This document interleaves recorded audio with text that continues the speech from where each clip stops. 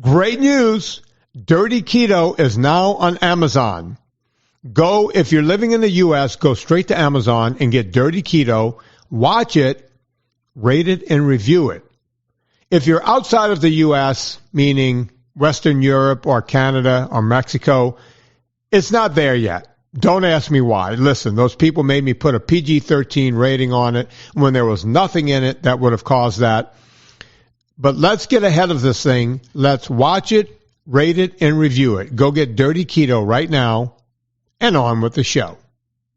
Thanks for listening to Vinny Tortorich on NSNG Lifestyle Audio. From Los Angeles, California, this is the Fitness Confidential Podcast with Vinny Tortorich, founder of NSNG, and his co-host, Anna Vocino.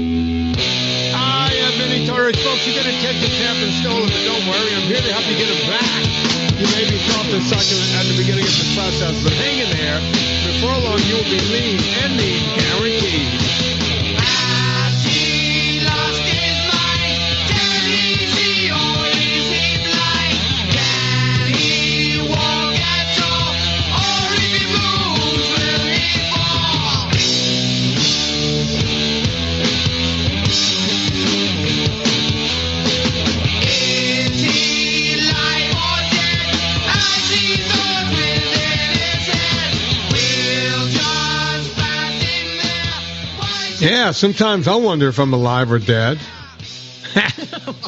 That's a great note to start on. Yeah. How you feeling, Vin? I'm feeling alive right now, playing a crap out of Iron Man. Come on. Black Sabbath, you know that tune, right, Anna? Yes. That fits into the Anna time period, right? I mean, yeah, but it's still more of a, if I can assign a stereotype, that would be a boy band to me. Not a boy band like a boy band, boys, but when I was that age, the boys liked. Yeah, you got to clarify. That is not the Jethro Tull. A boy, yeah, you're listening to Boston. Every guy, no matter what you are, goes. At some point there's Tull. Yes. Ian Anderson and Jethro Tull. I just mentioned them. There's that's why I brought that up first. Oh, okay. I didn't know if you heard me say it. There will be a Deep Purple. Sometimes, The Who. The Who is another one that will pop in there. You Definitely. Go through a Who I felt period. It was more popular with the boys than with the girls. Oh, yeah. Oh, absolutely. So you go through iterations through your adolescence and early teens. And, yes. And Black Sabbath is in there big time. Yeah. And there's one man, he wears a loincloth. You know who I'm talking about, right? No. You don't know the man who wore the loincloth, Anna? No, I just know that Ozzy Osbourne bit the head off a bat. No, that was always that was a myth. Yeah, urban legend. Yeah, he someone threw like a fake something on stage, and he did something, and that was that. Who is the man in the loincloth? This man right here. Oh yeah, we're going right in today, Anna. The Nuge. One Mr. Ted Nugent. Yeah. You should have known it was the Nuge.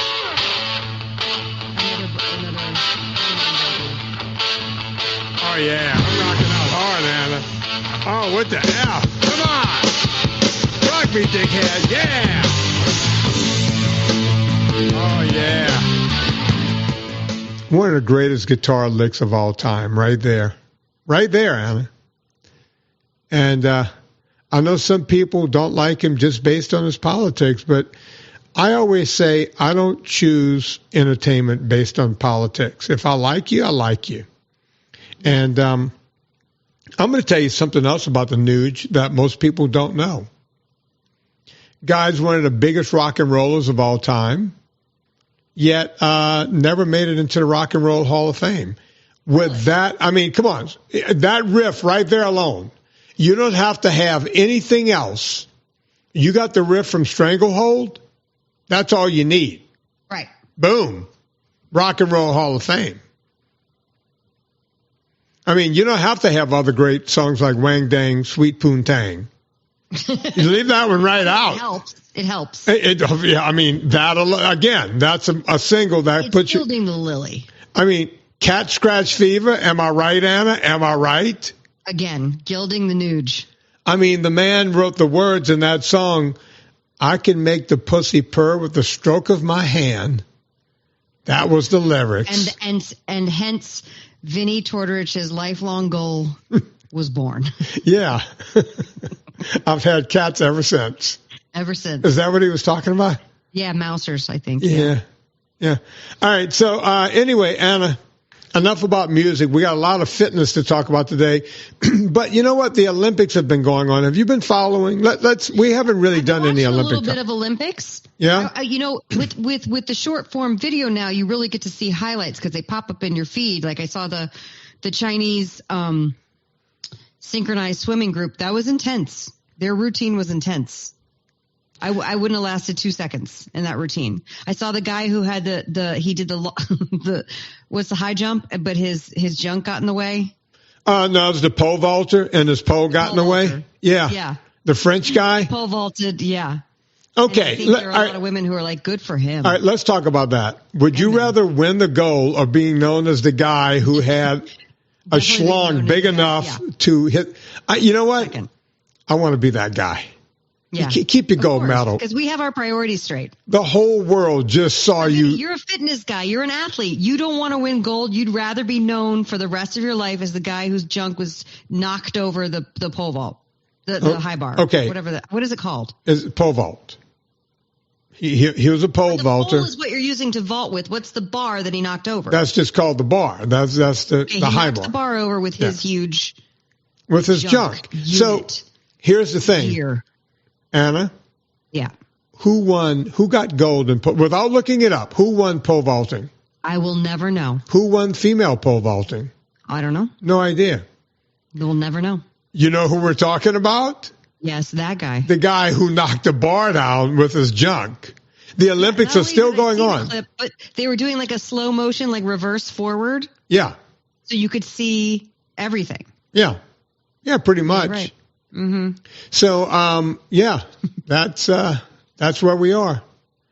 That's where we are in the world. What have you been watching? What have you been enjoying? Oh, I saw some sea kayaking. I thought of you.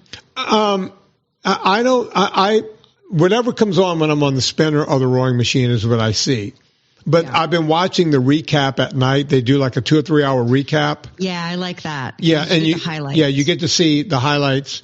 I like that they're not doing the sad. Remember 10 years ago, I turned it into a joke. They were doing sad piano music. Yes. Yeah, like everybody had a story. Like every single doing the sad piano piece. Well, they're doing. Look, if anyone doesn't remember, what the Olympics finally came down to was something. I'm going to do a little piece of it right here. It's like they would go to the event, right, and you would see everyone warming up on the track, and then they would go to the girl from Serbia, and they would go, "This is." Give me a Serbian name. Kashka.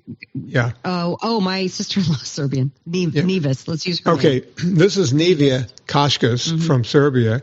And it's really interesting that she made it to these Olympic Games. And the girls like getting ready to get in the starting blocks. And then they break away and they would show her story. And then you would hear something like this.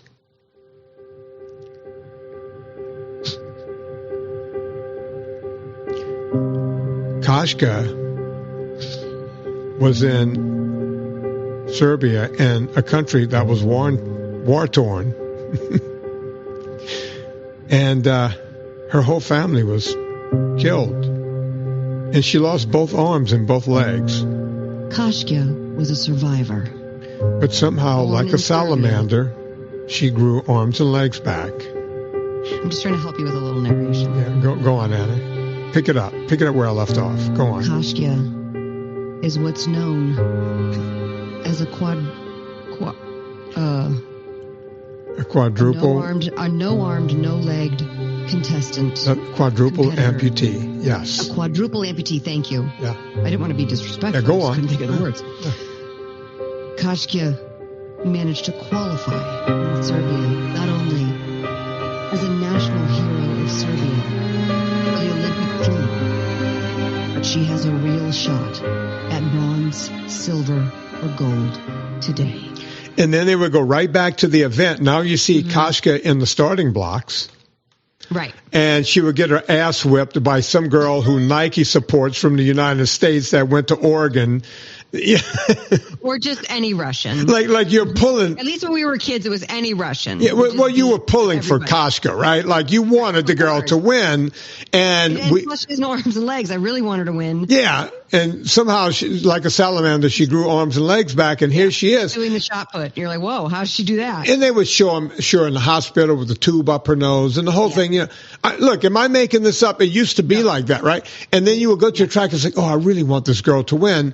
And we got some girl from, Oregon State, because that's where we send all of our great athletes. And she's got Nike all over her body and the whole thing. Hate mail from all the other universities. Gold chains everywhere. It's like, how can this American girl win with all these gold chains and the braids down to her ass? I mean, the wind resistance alone, there's no way that she's going to beat Kashka. And then you would only see Kashka on the takeoff, because then you would see. Away. Yeah, well, she was nowhere in the picture. In the picture, yeah. Yeah, even in a 100-yard dash. Well, they would pick the most come from behind human interest piece on the athlete, go to their home place, get all the photos from their parents, and put together the sad piano music thing. And you wound up rooting for them. But now I like it better that they just show everything, because I was saying I saw sea kayaking. Yeah. Of course, they built a false rapids thing. That's not sea kayaking. That's whitewater kayak. It's whitewater kayak. Yeah. I didn't even know what I was watching, but 5 minutes. I turn it on, and this is the thought process. Oh God, this is boring. I don't want to watch this. 5 minutes. I'm invested. I want to learn all the moves. I want to understand the scores. I want to go do it. I'm rooting for people. Yeah. My arms are sore thinking about watching them do this. I'm into it. Yeah, and you start thinking, maybe I can do this. And maybe I can do that. Yeah. And, I actually do 3 of the sports that I did watch. I do archery. Yeah. Olympic recurve.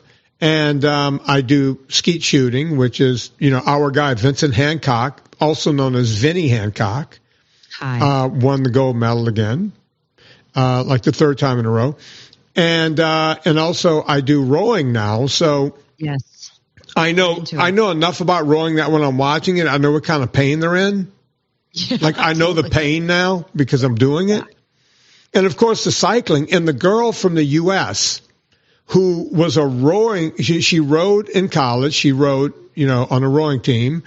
And then she got into investment banking or trading or whatever. But to stay in shape, she started riding a bike. She's from Alaska. And somehow she quits her job about 2 or 3 years ago and just concentrates on riding the bike, and now she's a gold medalist. So you got to love those kinds of stories. And by the way, they didn't show her story up front. When she won the gold medal, they now had to go scramble to figure out who this girl was. And it was like, oh, she was an investment banker and the whole thing. There's got to be a happy medium. Right. To figure it out. But did you see the sharpshooters? They look like video game stars. Well, okay. People have been asking me about the guy, and I think Gina and I talked about it on Wednesday because that show came up before this. Don't repeat what you already said. But the one guy who... seen them, and they looked cool. There's a guy from like a Czech Republic or something. He looks like he walked off the street in janitor's clothes. I didn't see him. And people go, and he did 10 millimeter, air pistol, right? So it's a pellet gun. And they go, oh, he was so casual. He didn't have all the funky glasses on.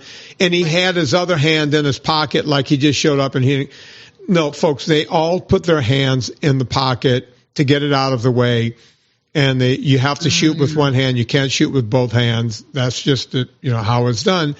And because he's right-handed and right eye dominant, he doesn't have to have the funky covers and all that kind of stuff. Okay. So he wasn't cool to see anyway. Yeah, he wasn't so special as much as he was, just lucky enough to be right-handed and right eye dominant, which most people are not. Yeah. So there you have it. Anything else? I did watch some synchronized swimming when I was on a bike yesterday. It's intense. That has to be the most athletic of all the. Are you looking at them? Do you hold your breath subconsciously? You're like, when they go underwater. No, I don't. But I love how. I do. I'm always like, I love that. I don't do that because I know that they know what they're doing, but they're smiling until they flip over. So I'm like, while they're smiling, they're controlling their breathing. These girls have been doing this. And I've noticed that those women are now in more shape. Like they look more athletic than they have in the past. And I'm not saying this for any other reason, but the synchronized swimmers, if you go watch 30, 40 years ago. Watch the Esther Williams. Well, Esther Williams days and all that kind of thing. They were more heavy set. They wanted to be more buoyant because fat adds more buoyancy. So they were incredible athletes who would try to put on weight to be more buoyant. But these girls are all lean and mean now and still able to do all of the stuff. So it's incredible. Yeah, it's amazing to watch. The bodies are beautiful. We're all into aesthetics and beauty, and you can see that. And the tricks they're doing, these double flips, like these girls are supporting underwater, and they're doing flips off of them. And I'm looking at that going, you got to be kidding me. It's getting more and more, in the gymnastics. I mean, geez, the girls on an uneven parallel bar. I mean, it's crazy. When you think of the Olga Corbett days of when she was doing that one trick nobody's allowed to do anymore. Yeah, they're not allowed to do. And they used to do, the bars used to be closer together. So the girls would flip their body onto the other bar and then do the circle on that and then do the bend over the bar and come back. They have those bars separated so your feet don't reach the other side. Oh. Yeah, and they have to, if you'll notice, they have to move it sometimes if you're a taller athlete so that you can't, to give you room to make the flips and the whole thing. Yeah. Yeah, it's like a whole thing, right? They made it harder. Yeah, what they're doing today versus what Olga Corbett was doing in 72. Yeah. And you see Olga up in the stands and Nadia Comaneci up in the stands watching. Yeah. And I'm like, oh, my God, I grew up with them. I feel like I know them. Like, I feel like I know those women, right? Because I was always so impressed with them when I was a kid. Oh, yeah. Speaking of being impressed, I was talking to Megan Hawks. Foxy Hoxie. Foxy, explain who she is to us. She actually runs the Facebook group. Yeah, she runs a Facebook group. One of 4 or 5 people. Yeah. We have several wonderful Facebook group admins in the Vinnie Tortorich and the Eat Happy Facebook groups. And Megan helps us run those. She's been in this community for forever. How many pounds has she lost? Like, she looks like an entirely new person. Like I want to say over 100. Over 100? Maybe. Yeah. I think she's one of the. She was wearing a fat suit and unzipped it and stepped out of it. You know what I'm saying? She looks completely different. Yeah. Yeah. And she is, I guess she's doing a lot of hiking. She's doing a lot of cycling. She's very busy. Well, So I guess you help her from time to time, right? You guys have consults? Yeah. And we were having a little chat today. And Megan, all right, so Megan got into some short distance triathlons and the whole thing. And she's now doing the thing. I call what she did the Lance Armstrong because he started off being a triathlete. And this happens to a lot of triathletes. They'll start liking one of the sports more than the other. Sometimes they go, I don't really like cycling or I don't like running. I just like being in a pool. So they just stop doing everything and become swimmers. The more of all the common things is they'll stop cycling and swimming and running and swimming and they'll just cycle. That seems to be the most common. Because you could get better at cycling and it's free and you're outside and you feel free and you're buzzing along and it never feels like exercise. Right. The pool can get monotonous. You're staring at a black tile all the way down the the pool and back. And I've done a bunch of swimming in my life. I kind of like swimming, but I get bored of it after a while. Yeah. It's like, oh, I got to go to the pool again today. So there's that. Well, she started getting into cycling more. And she has two bikes. Because she has two homes. They go back and forth between Arizona and Seattle. And she has two bikes. And she was talking about, she got into the whole, I want to upgrade and get a better bike. Ooh. And curious to hear what your thoughts were on that. Well, my thought was, well, tell me about your frames first. She had perfectly good frames. I mean, she had. I knew you were. That's Vinny, because Vinny will figure out how to not buy a new thing. Well, I'm not being cheap here. It's look. I don't mean it that way. I mean you're practical. Well, the great Eddie Merckx, who actually, after he became the greatest cyclist of all time, and nobody will ever beat that. No one will ever beat what he did. It's impossible to, because cyclists are so specialized nowadays. But Eddie Merckx ended up starting Eddie Merckx Bikes at some point. And he even said, people want to know, what do I put on my bike to go faster? And he said, you have to stop buying upgrades and start riding upgrades. Get it? Oh, mic drop by Eddie Merckx. So that's what I was trying to tell Megan today. It's like, listen, your frames are fine. Everyone's telling you, oh, you need this, you need that, you need the new this, that, and the other thing. And it's just not true, right? So you have to start asking yourself what matters on a bike, right? Yeah. Well, one of her bikes have a more upgraded system, Ultegra, which is, anyone who knows bikes knows what that is. And the other bike has 105. And she was telling me, oh, I want to go to these electronic shifters and all this kind of stuff because, and when you start getting into that and you buy a new bike, you're starting at $6,000, right? And you can easily go from 6,000. I have a buddy who just went north of 15,000 on a bicycle. Wow. Now, by comparison, you can buy a Ducati motorcycle for that kind of money. Really? You could buy a good used car for $15,000. To spend that on a bike and not be a professional is stupid. Or at least not be into doing things like the 508. And by the way, when I did a lot of those races, I wasn't going out buying new bikes every year, and I was getting extreme discounts on stuff. Meaning, if a bike was $5,000 back in those days, I was getting them for $2,000. Right? You only have to pay for the frame because this company is donating to this and that, and the wheels, right? Or whatever. I'm just making up numbers, but that's what it would come to. And I said, well, what do you want? She goes, well, I want my bike to be a little lighter. I was like, okay, you already have a Madone frame. Is made out of, carbon fiber. You're not going to get much lighter than that without spending major bucks on a frame. And she was like, yeah, but I want carbon fiber seat post. Go buy a carbon fiber seat post. That'll lighten things up. And she goes, but the stem and the handlebars, go buy those parts and add it to the bike you have. It's so much easier to add to the bike instead of spending all that money. And if that makes you feel better and makes you think you're going to go faster, knock yourself out. I've always said the best way to drop the weight on the bike is to drop weight of the engine. You're the engine, right? If you can spend $1,000 on a bike and drop a pound, right, by changing out parts. Or you could drop a pound. Or you can drop a pound for free. Or drop 5 pounds for free. Yeah. Right? The engine is the heaviest thing on the bike. Right.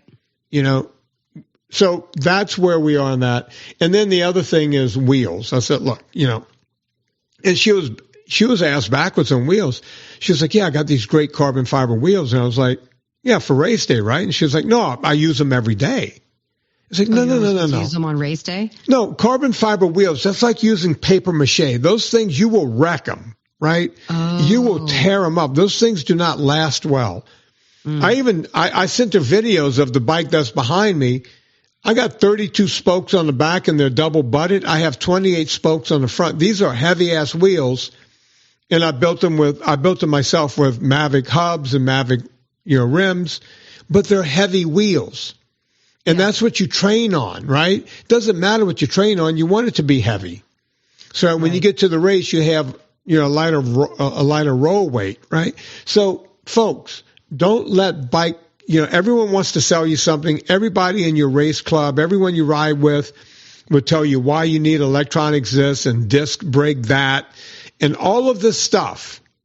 But the bottom line is there's so much improvement you can do on yourself before you ever get to any of that. Okay. Improve. So what did you tell her to do? I told her, a couple of things.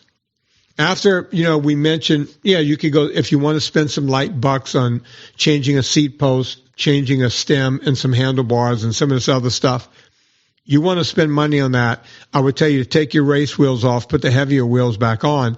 And then we got into her cadence. It's like, where's your cadence? She goes, well, I'm at 80. I was like, okay.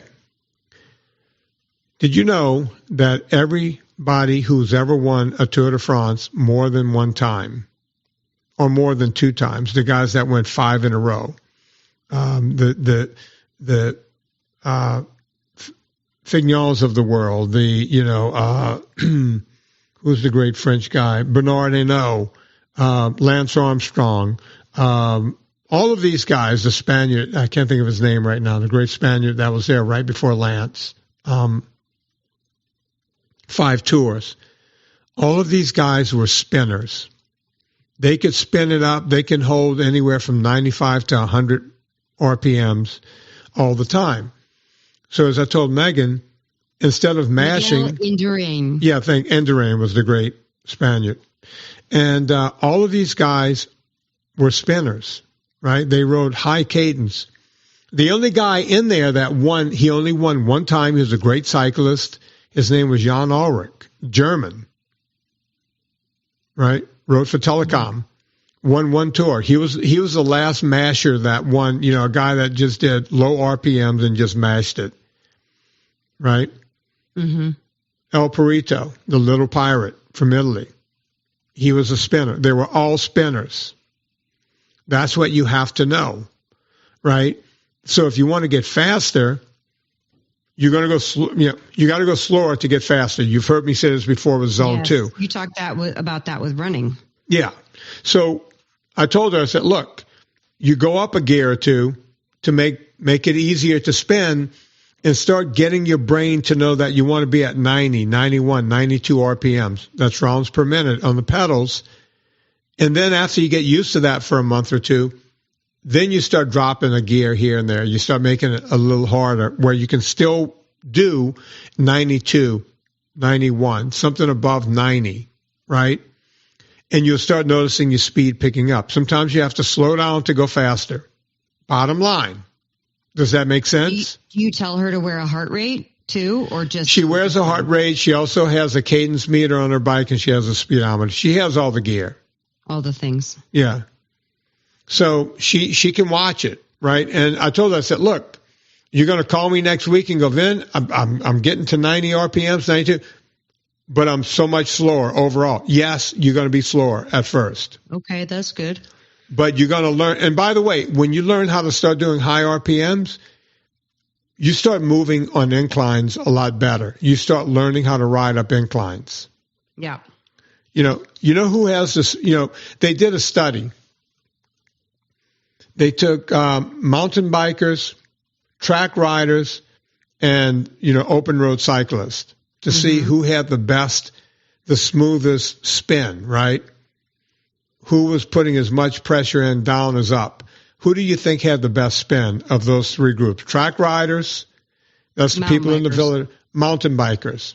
Because they do the hills.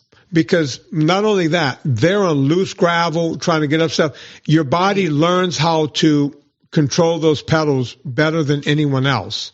Right. And they usually have the longest cranks, right? The cranks on those bikes are usually longer than road bikes and also velodrome bikes. Because the bottom bracket is higher, they can put it longer, and you have more leverage. Yeah, those are the people with the best spin, the best cadence of all of them. It's an interesting study. What race is she trying to do? I think she's she did a bunch of metric centuries, which means 66 plus miles. Wow. And then I think she finally did her first century. When people start doing their first 100-miler, Yeah. I think she did that in practice. I don't think it was an event. Very cool. But she is like getting into it. And look, this is a woman, folks, who's dropped 100. I'm so proud of her.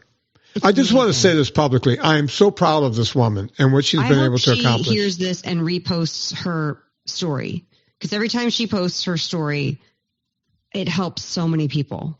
I should bring her on the Friday show.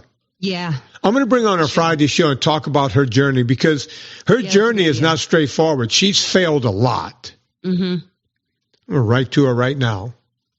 Hang on. You write to her right now? I'm producing on a fly here, Anna. I'm so proud Let's of you. see. I've never been more proud of you than I am at this moment. Would you like to do a Friday show to talk about your success as well as your failures? Oh, I hope she says yes. Boom. Let's see what she says. I bet she says yes. Yeah, I'm going to start doing more Friday shows, because I'm finding in the VIP group that when people hear other people's Friday shows every Friday.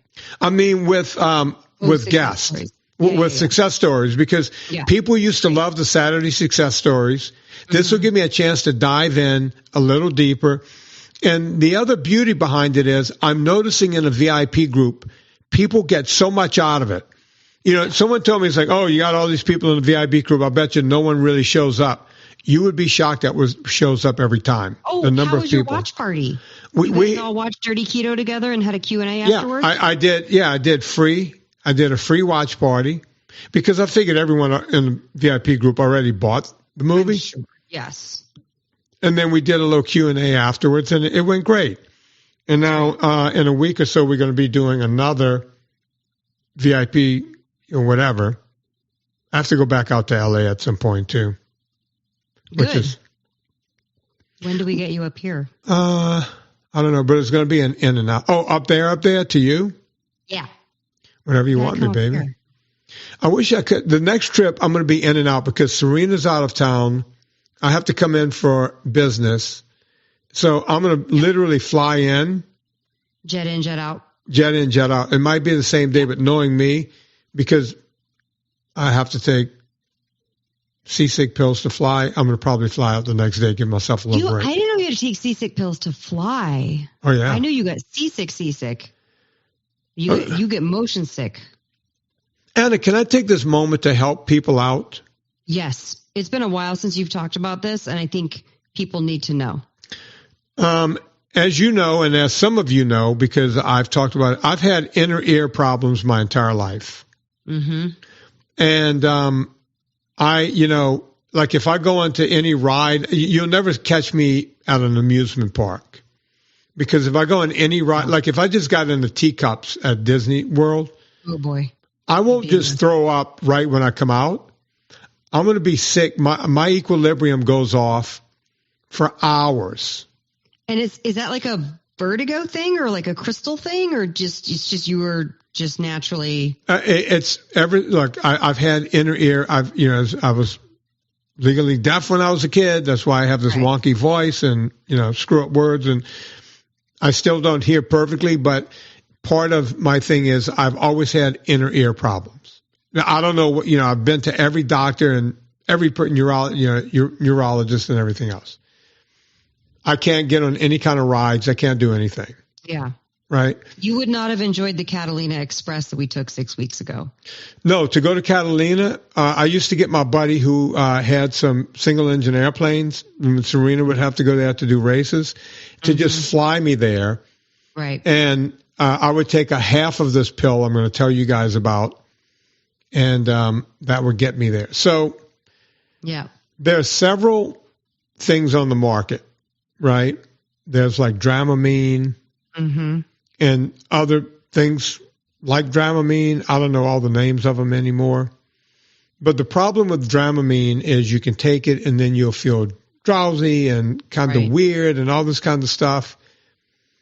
Well, years and years ago, they came out with a drug called Scopace.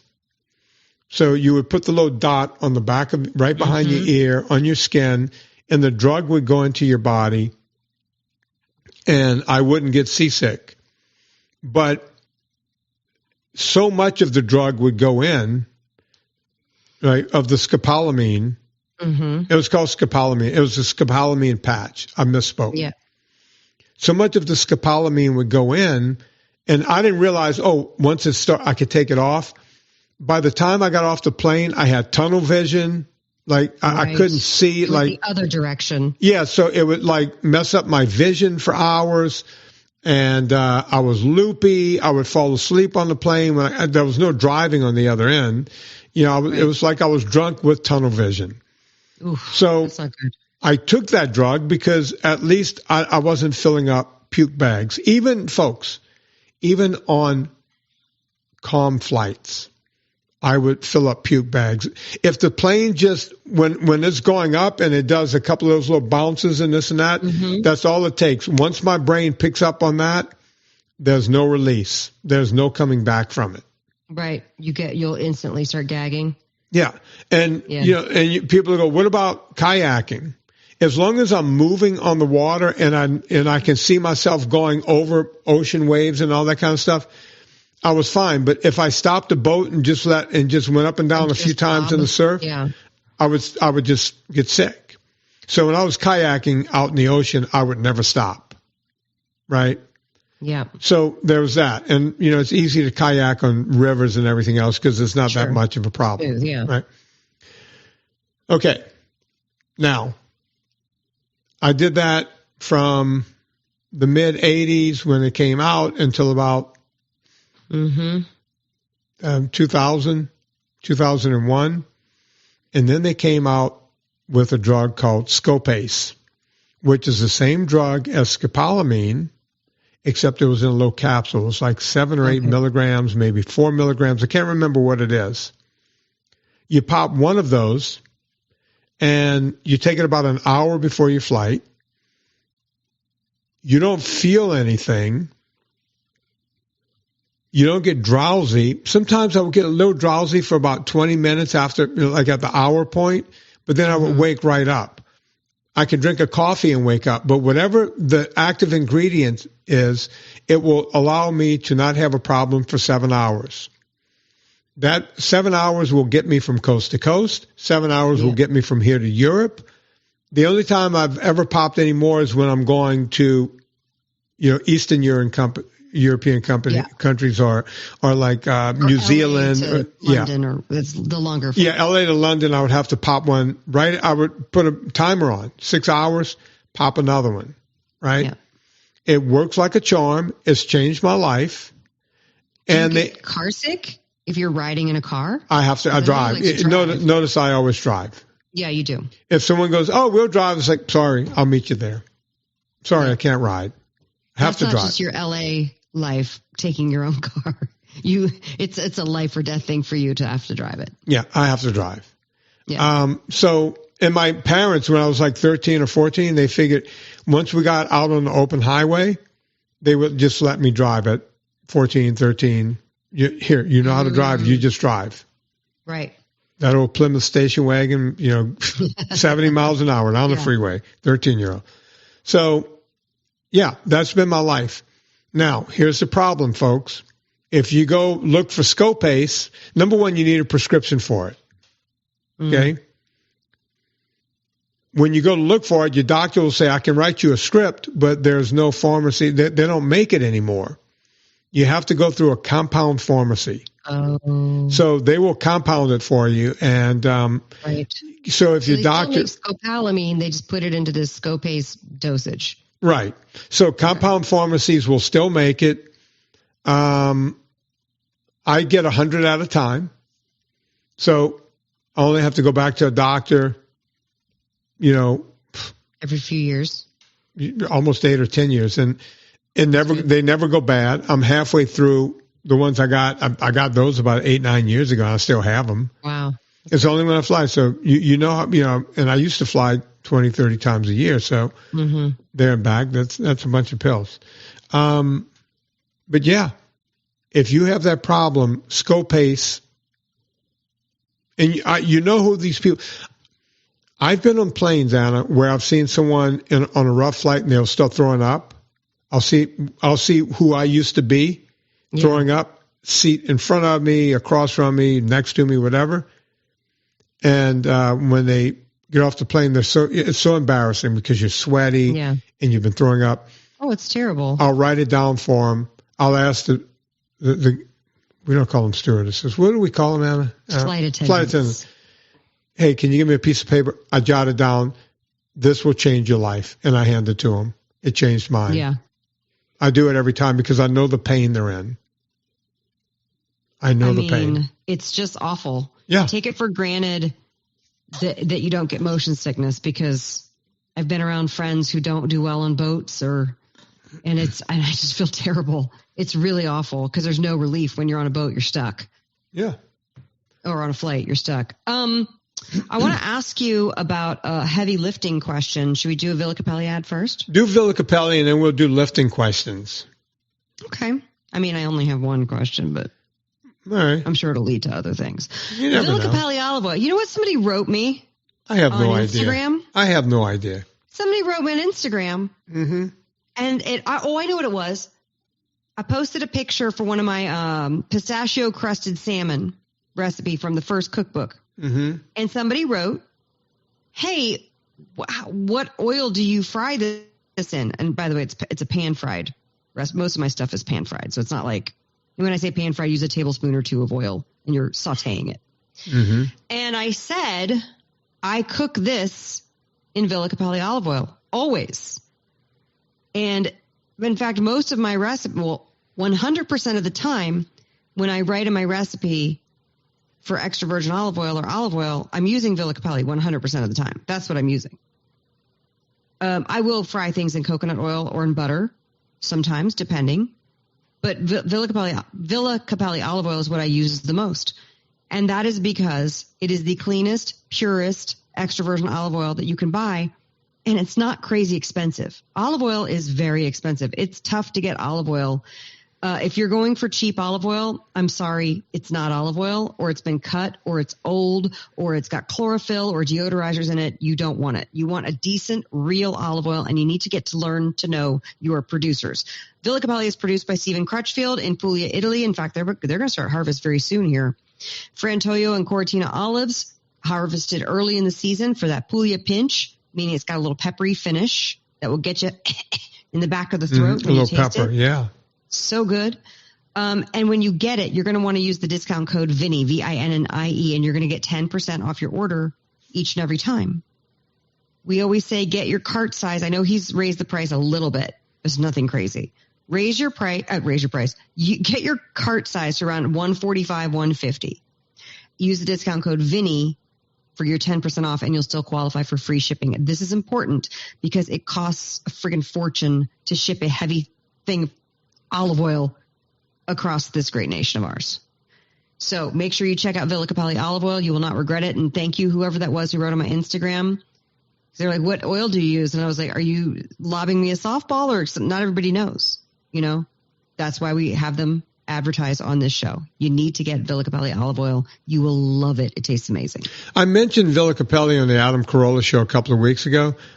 Mm-hmm. And I've gotten no shortage of people on Twitter or X or whatever we're calling it today saying, hey, man, what's that olive oil you told Adam to get? And it's like, yeah, go get this stuff, man. Promo code Vinny. Really good. Okay, Anna, you got weightlifting questions. Okay, so here's something I've noticed. When it happened once, whatever. When it happened twice, still whatever. When it happened 3 times, I started to go, hold on. And now it's happening almost every time. So I don't know. I'm going to lay it out there, but I don't know if this is a result of just getting older. Is it a result of a vitamin or a mineral deficiency? Is it a result of, because it took me a while to dial in. I'm doing the HRT. And just if you're new to this show, I had a hysterectomy 8 months ago and ovaries, everything gone. So I'm doing the HRT to replace some stuff. And it definitely affects your sleep when you're trying to dial in your hormone stuff. And I know that everybody who's out there going through perimenopause and menopause the sleep game is real. So I have noticed I used to, when I would lift heavy, I would sleep like a baby. It was honestly the best I would ever sleep is the night after I lifted heavy. And so I learned that was my trick to get some sleep. Make sure you have exhausted yourself, right? But lately I have noticed that I'm lifting heavy and I am up in the night. I feel a little achy, a little creaky. Like I'm antsy, almost like it's not restless leg because I don't have rest. I'm not kicking, but I'm up and I'm not sleeping. Could it be related, or is it just something? I mean, I know you're not a doctor, but I'm just like, is this normal? It could be related. Do you know where your hormone level is taking the HRT? Do you know? Yes. Okay. I do blood work every month. Yes. All right. So whenever you lift weights heavy, you actually spark your hormones to. You want to say something? No, I was going to say I do go to failure. Just I want to be really clear. Right. No, I know what you're doing. So Anna's working out hard, and that will help promote a rise in testosterone. On top of the fact that you're taking hormones, right? And it could be enough. You know, I'll use me as an example. I don't take any hormone replacement therapy at all. I don't believe in it at all. And I know people are going to push back. Well, Vinny, you don't understand. Okay, maybe I don't understand, but my testosterone for the past, since probably 2008, has ranged anywhere between, when I've been tested, 200, I've seen 189 one time, but usually between 200, usually closer to 250. And one time, when you go early in the morning, you'll get a much higher number. One time I had just shy of 400. So let's call it 400. It was like 380 something. What is the optimal or functional range you're looking for men? They'll say, you need to be at 800 or 700 and this kind of stuff. I have the testosterone level of an old man. And it probably you have for years, right? You've been talking about this for a while. Yeah. It's been ever since my cancer, but I refuse to take any kind of replacement because exogenous hormone. I don't want to. Whatever can come with it. Maybe I won't get cancer. I don't know. I don't want to find out. Right. I don't believe in them. I don't take them. So my question has always been, for me, to several different doctors. I'm going to brag here a little bit, Anna, but I have to make the point. Okay. Doc, look at me. I carry good muscle mass for now a 62-year-old man. Right. I work out. I can still have sex, no problem. Right. That's usually what goes for a lot of guys. They'll put up with it until they can't get the mingy going. The stamingo is laying limp. No problem. No problem whatsoever. And by the way, I'm not having strange. I'm with the same woman all the time, right? No problem having sex. No problem putting on muscle mass, even though I know I'm diminishing because of my age with sarcopenia. I have no problem. That's a dumb question. I don't know, men. Is the strange thing like you want strange? You know how it can be exciting to be with a different woman. Okay, so because the mental game would be more exciting. Yeah, the mental game could help you, but got it. You know, they say if you can't get it up, find a different woman. I don't have any of those problems. I didn't know that they said that. That's horrifying. That's what guys say. Okay, great. Good to know. We know now, ladies. That's what they're saying out in the streets. Listen, I've been faithful to the same woman for damn near 18 years now, and no problem. So you would think a guy with low testosterone. So I've asked, between the doctors I've asked off the air on this show, the Ben Bigmans of the world, the Eric Westmans of the world, the Tim Noaxes, on and on and on, not to mention my doctor, who's a close friend of mine, and they all say the same thing. It doesn't matter how much, even though you have that low number, your body utilizes its free testosterone very well. That's the important thing. Maybe they're not testing for the correct thing. Well, maybe they could. Maybe your receptors are on point because you exercise. You know what I'm saying? Maybe who knows what it is, but my body's grabbing, the free testosterone and using it to its, So when you hear this bullshit, you need this testosterone level, that estrogen level, the other progesterone level. I don't get it because I'm doing just fine. Yeah. Right? Well, Okay. I think I'm going to just say one caveat here. Okay. Because obviously I am doing HRT. You're not doing HRT. Right. I think that I would rather speak for me to the female experience and you speak for your male experience. Right. So because there's a lot of conversations happening out there and I don't want people to get like confused or whatever. If you want to ask about it, ask your doctor, go find out more information. But I will say it all needs more study because there's somebody like Vinny who obviously his receptors are working. His body is working. It's taking that free testosterone and applying it in the right places. And it could be because I've been exercising my entire life without fail. Who knows? And that's why I'm saying we need more studies. Like, and by the way, Anna, I'm not putting any guy down who's taking HRT. I just want to be clear on that because I'm not. It's an individual choice. Yeah. That's all. I refuse to do it. And look, I don't know if I would feel differently if I wasn't a survivor. Maybe I would feel different.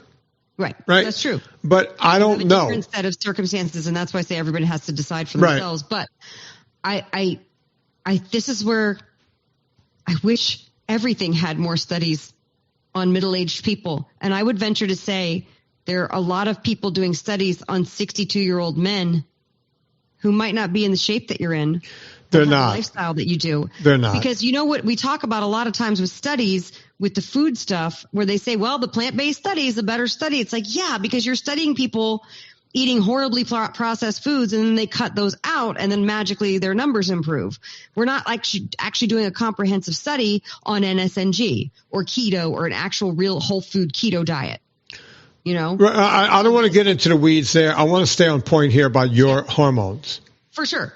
Right. So is it the hormone? I mean, not being able to sleep when I've lifted heavy. So it could be the fact that, you know, you've created because of the heavy lifting, your body is making more testosterone at that moment, along with the progesterone and estrogen you're taking on top of that. And it could be enough to give you a restless night's sleep.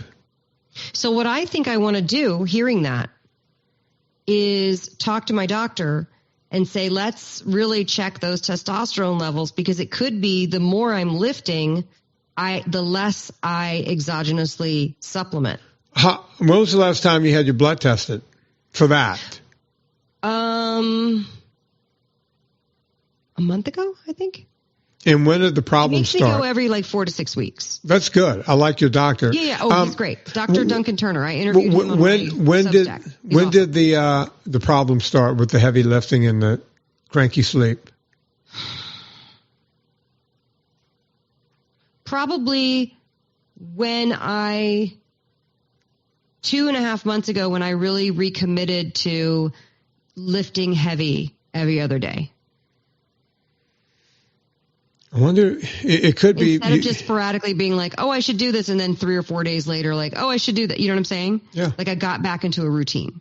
See, my body's already relaxed. I got to do another podcast tonight at 8 o'clock my time. That's going to go from 8 to 9:30 because I'm doing someone else's show.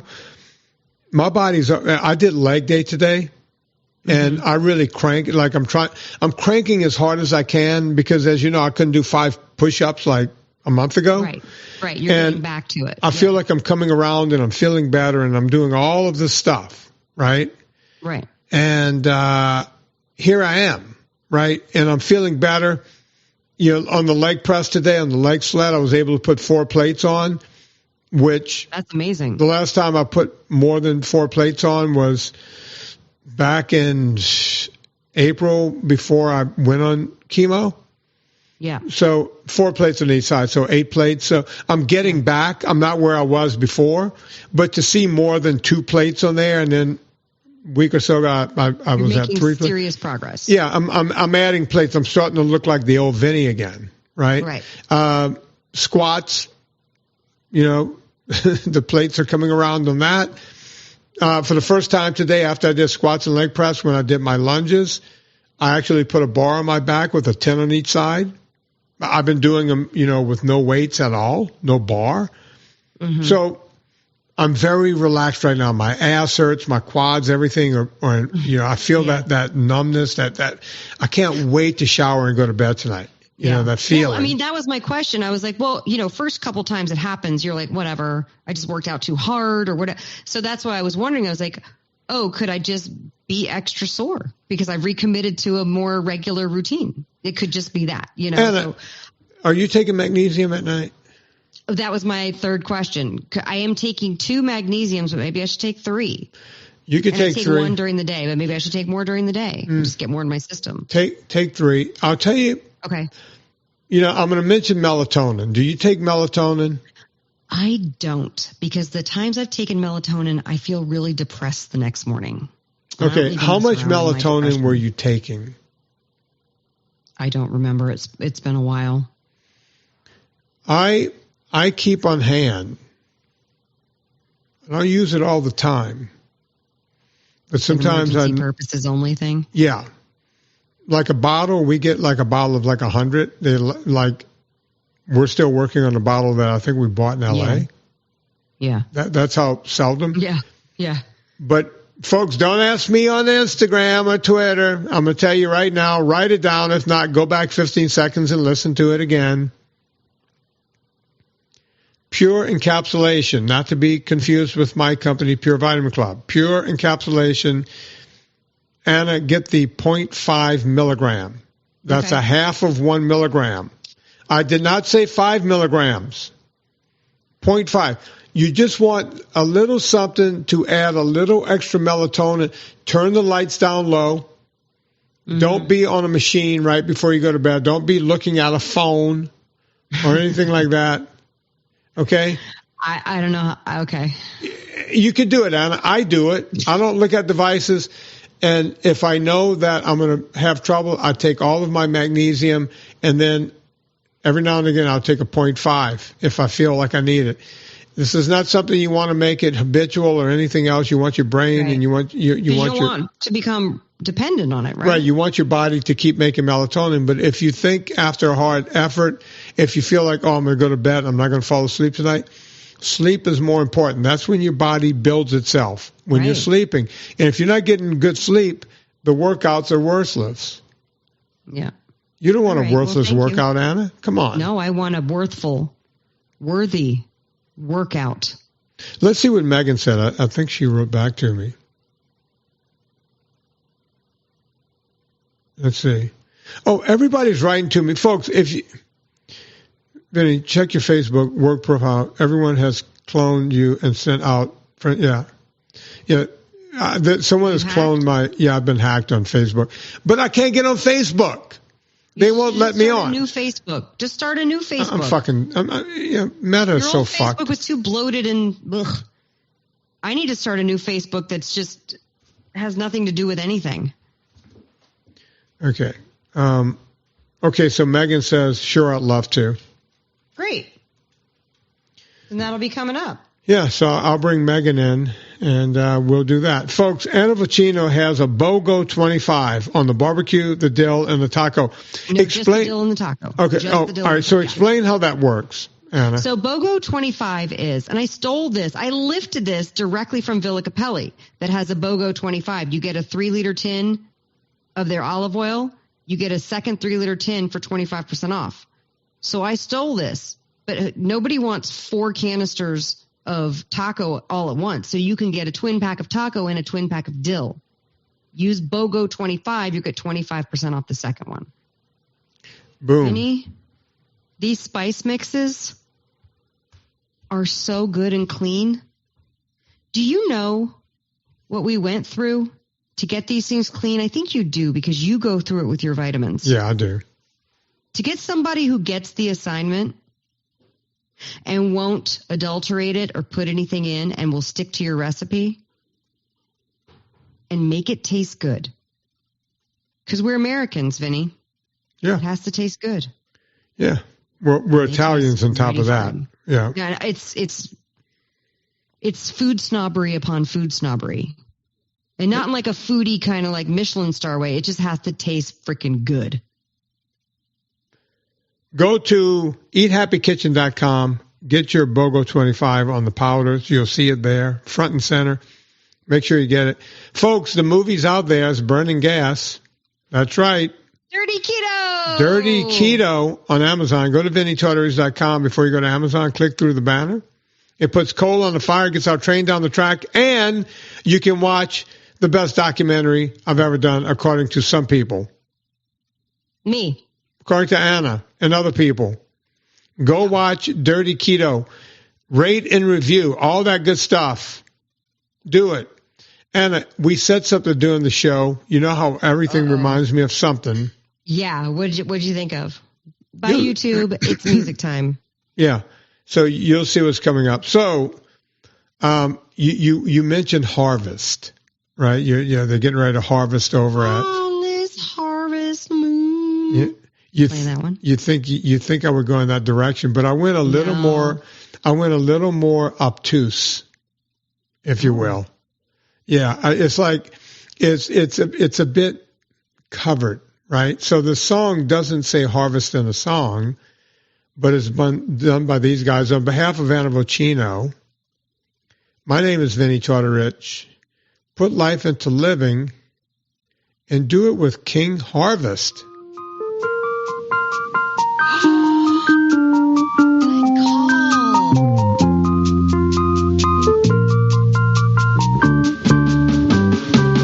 We get it almost every night. And when that moon gets so big and bright, it's a supernatural delight. Everybody was dancing in the moonlight. Hey, Anna. Yeah. By definition, Yes. this is on the jukebox, right? I knew what you were going to ask before you asked it. By definition, this. Down, I knew. Can you see me and Lois out by the dumpster? Dancing This song, in the moonlight? yeah, this song is playing in the background. We can hear it through the kitchen.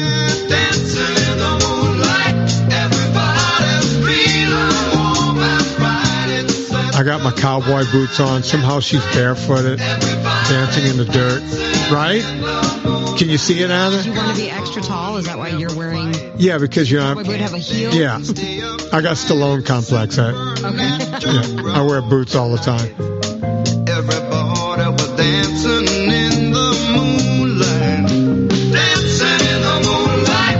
Everybody's feeling warm and bright. It's such a fine and natural sight. Oh wait, Anna, I got to put the show on hold for a second. What? I've been meaning to ask you this. Have you been watching Serena on the Peacock? No, I need to watch it. Oh my God! Yeah, she, Days of Our Lives. Days of right? Our Lives. Yeah, she's Can you stream it? yeah. I watch it whenever. Yeah. So what I do is I scrub through to see if she's on that day, and I just watch her scenes. And she's on. Shooting right now? No, she shot all 35 or so episodes she's been on, and they probably put about. So like when she That's comes so in, many episodes. she had an arc, and she plays a villain. How to stream Days of Our Lives? You go to the Peacock. it's on Easy Peacock. Easy. Yeah. I have Peacock. I'm going to be watching it. So you could go do that. So let's get back to me and Lois. Forget about my wife. Hang on. Let's get back to my internet girlfriend. Oh God. Serena's kicking ass, man. Everybody was dancing Yeah. in the moonlight. Dancing in the moonlight. Everybody's feeling warm and bright. It's such a fine and natural sight. Everybody's dancing in the moonlight.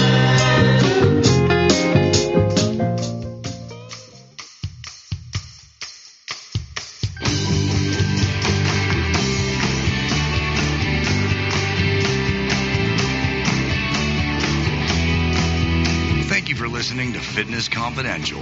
Get more information at VinnyTortorich.com. Remember to rate and review us on iTunes. And follow Vinny and Anna on Instagram and Twitter.